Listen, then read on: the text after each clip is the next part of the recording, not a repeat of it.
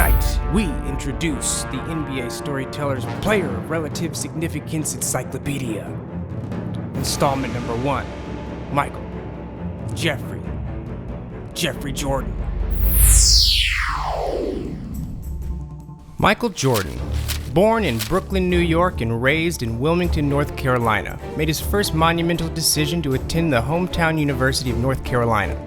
This is where he would develop his resentment for his coach, Dean Smith. During Jordan's freshman year, Coach Dean Smith chose not to include Jordan in the Sports Illustrated cover photo shoot. Dean said it was because Jordan was a freshman. Jordan said he would never forget. In his junior year, in the 1982 NCAA championship game, Jordan hit a relatively stagnant, undefended 17-footer with 17 seconds left on the clock to take the lead over the Patrick Ewing-led Georgetown Bulldogs. And though important, this shot over time would be characterized as the biggest shot in the history of college athletics, and the shot that launched Michael Jordan into the spotlight. In 1984, Jordan was drafted by the Chicago Bulls, and almost immediately the Bulls issued a public apology to their fans for drafting Michael Jordan, as they would have preferred any 7-footer, but no team would swap picks or make a deal, so they got quote-unquote stuck with Mr. Jordan.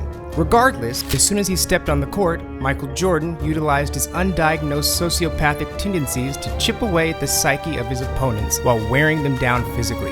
The mental taxation, combined with his ultimately superior talent and work ethic, resentment, vengeance, and misplaced jealousy, would result in a pure domination of the National Basketball Association for 3 years in a row. Twice.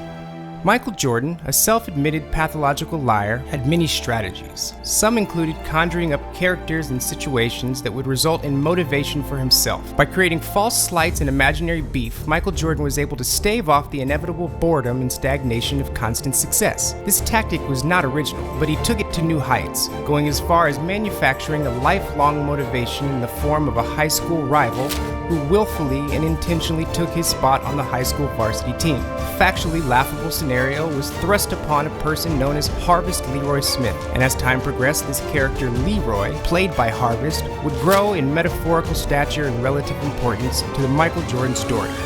During Jordan's early NBA years, he marked his territory on the league as a scoring phenomenon. And in 1988, he won his first of 5 league MVP awards, while also taking home the Defensive Player of the Year award. But this was all during a stretch of time where he was unable to carry his team past the better constructed, more complete Boston Celtics, and most significantly, the more aggressive and dominant Isaiah Thomas-led Detroit Pistons. As a result, Michael Jordan was forced to stand by until the inevitable aging and demise of those two superior franchises, in order to take the next step and impose his reign of terror on the entire league.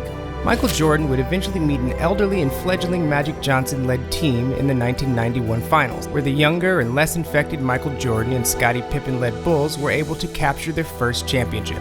Michael Jordan imposed his will on the league as a specimen of determination and competition, but he was also known as a horrible and periodically detrimental teammate, assaulting multiple weaker and paler teammates, while also bullying multiple rookies to the point where they shattered mentally. This behavior would continue for the duration of his career, all while somehow maintaining his role model status through aggressive marketing by Nike, McDonald's, and a host of other brands. Throughout his 6 championships, Michael Jordan, the megalomaniac, embodied essentially all that is evil and deceptive in a human basketball player.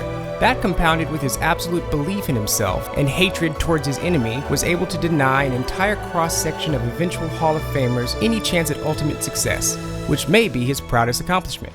Like most psychopaths, Michael Jordan could hand out a variety of insults and critiques to anyone in his orbit, but almost as a rule of his delusions, he was unable to take similar criticisms and slights, from preventing Isaiah Thomas's inclusion in the Dream Team to even an ultimate falling out with his longtime friend Charles Barkley after he criticized Jordan's ability as a team owner. After Jordan's second attempt at quitting in 1998, it is widely accepted that Michael Jordan was the best basketball player ever, an idea that was much easier to digest due to the fact that the NBA, Nike, and the machinery behind it successfully introduced this idea years earlier. After just 3 championships and Jordan's coerced first retirement, the league and media had already dubbed him the greatest of all time. Then Nike immediately funded the construction of his soaring, godlike statue, and the Bulls immediately retired his number faster than anyone ever. Since his 3rd retirement, and since we all have willfully disregarded his failure as a Washington Wizard, many players and associates have been tasked with seeding and spreading great and tall tales about the on and off-court exploits of Michael Jordan.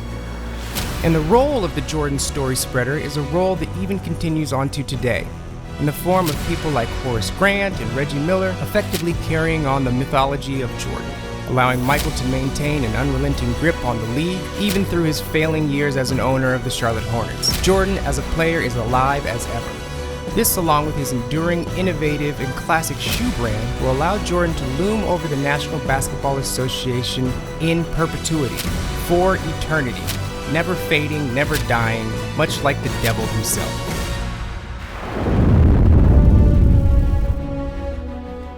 If you have a player you'd like to see in our encyclopedia, please tell us below. Until then, remember, every story is relative.